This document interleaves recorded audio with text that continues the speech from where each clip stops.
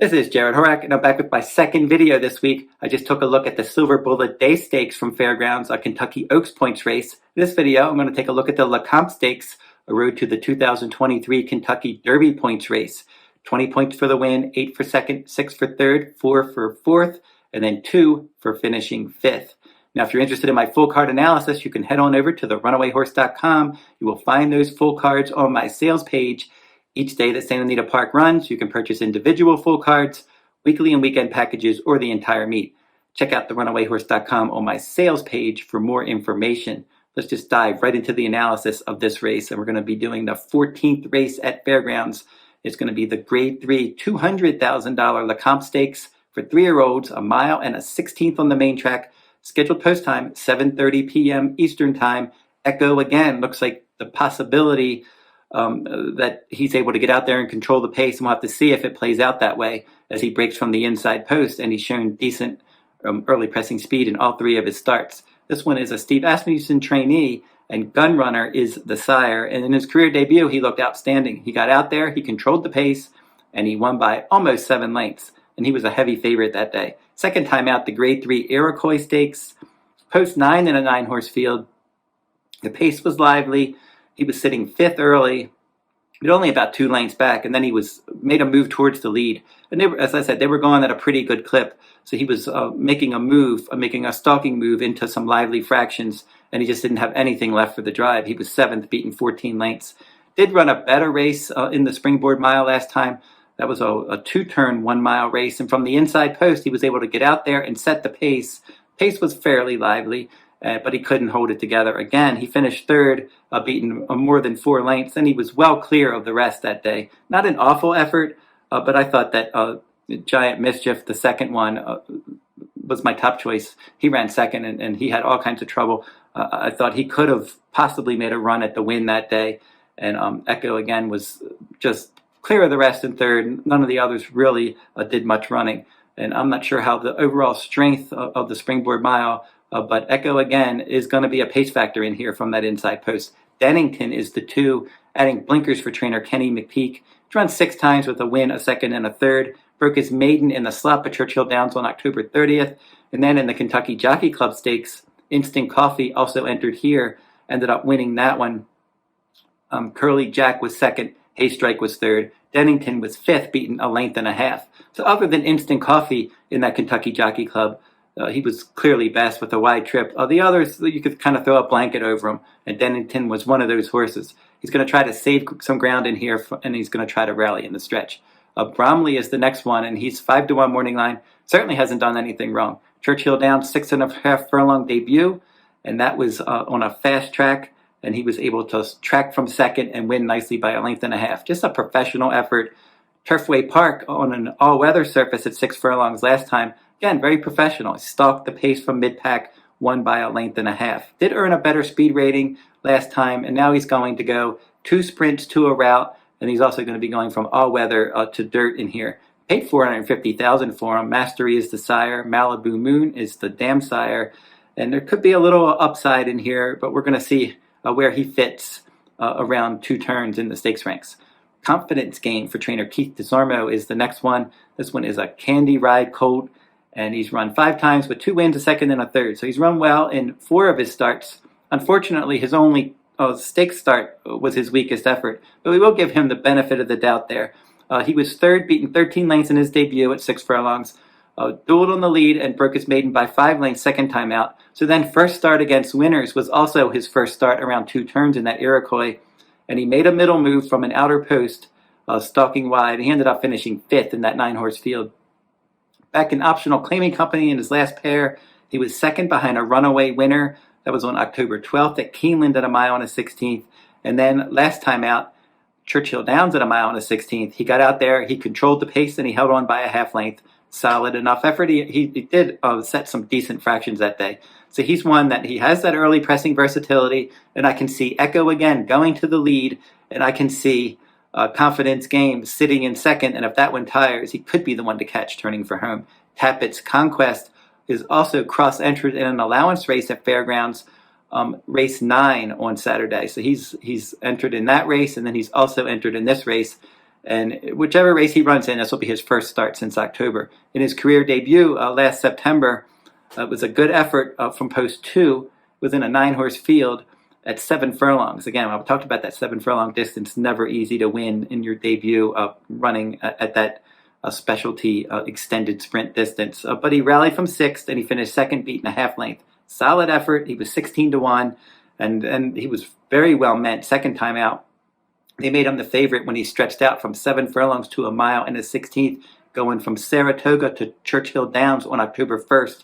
And in that race from post 10 in a 10-horse field, he stalked the pace. He took over in the stretch. He opened up by 4 lengths, coasted across the line by more than 3 lengths. A good effort there to break his maiden. And this son of Tapit with Horse Greeley as the dam sire, and they paid $350,000 for this one at the September 2021 Keeneland sales. And we'll see if he ends up going here. Florent Giroux is listed to ride. I'm not sure if they're going to go in this race or that allowance spot. I think he's a contender if they did decide to go here. Itzos is the next one. Bolt Doro is the sire here. Paulo Lobo's the trainer, and he also trains Bromley in here. He was number 3. I mentioned that one earlier. But Itzos in his career debut really didn't do anything. 7 furlongs. He was 5-1. I shouldn't say he didn't do anything. He did battle on the lead early, and then he got tired. He finished 9th, beaten 14 lengths. Second time out, a much better race, 6.5 furlongs on the all-weather surface at Turfway Park, and that was on December 29th. In that race from post 11, he battled on the pace, and he won by 1.5 lengths. So he's one that's stretching out in distance and returning to dirt in his 3rd lifetime start, and he probably will be forwardly placed. They paid a lot for this one, $1.4 million, and he's going to be a pace factor in here. Instant Coffee is the 7. He's 5-2 morning line. He's a $200,000 purchase, and I thought he ran a decent race in all of his races. His career debut at 7 furlongs, he was almost 15-1. You don't get 15-1 often on Brad Cox trainees, but this one from the inside post, not easy to win from the inside post in your debut, and certainly not easy to win an extended sprint, but he did both. And he came from 6th place in a 9-horse field to get up and win by 3/4 of a length, and he earned a strong late pace rating that day. His second career start, the Grade 1 Breeders' Futurity, they really threw him into a tough spot. Second career start, first start around 2 turns, and his first start against winners was the Grade 1 Breeders' Futurity, and he also just happened to hook Forte and his stablemate Loggins, and Forte is probably going to be your 2-year-old champion, and he's one that he also won the Breeders' Cup Juvenile.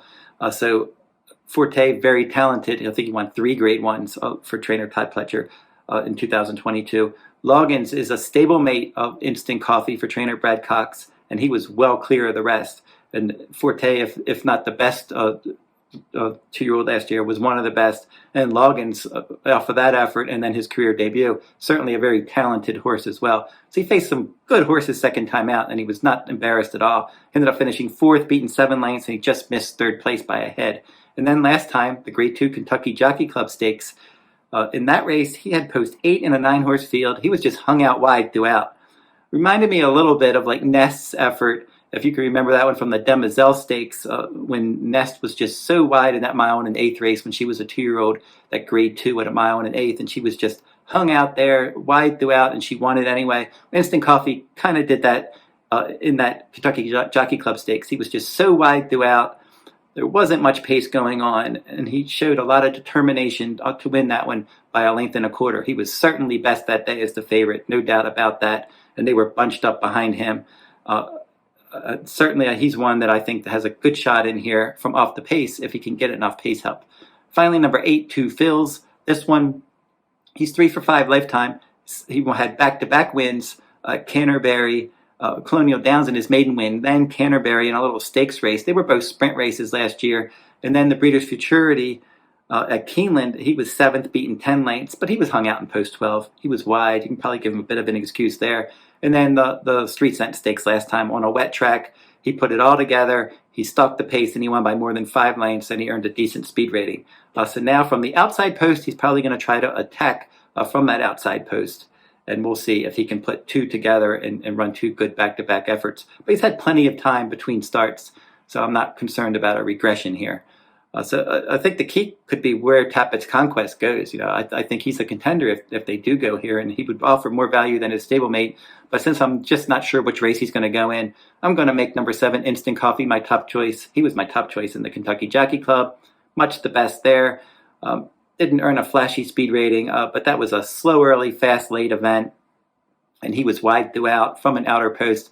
I think in this race, if he can get enough pace help, and I'm hoping that is the case with Echo again going out there, setting some lively fractions, confidence game, chasing, and a horse like Itzos. So I think those 3 in this field, there is the capability or the possibility that we could be seeing at least honest fractions, and hopefully it'll set up for Instant Coffee, my top choice in here. So Instant Coffee, my top choice, and we'll play an exacta box with his stablemate, the 5, Tapit's Conquest. That's exacta box 5-7 in case he goes there. And then a trifecta key. I'm going to put Instant Coffee. I'm going to key him on top of 3 horses, and the 3 horses are the 4 Confidence Game, the 5 Tapit's Conquest, the 8 2 Fills. So don't forget to like, subscribe, and comment if you like this content. And that wraps up this video for this week on the road to the Kentucky Derby. Again, every week that they run these Derby and Oaks Points races, I will be covering those on my YouTube channel, so keep checking that out. Until I see you next time, good luck at the races.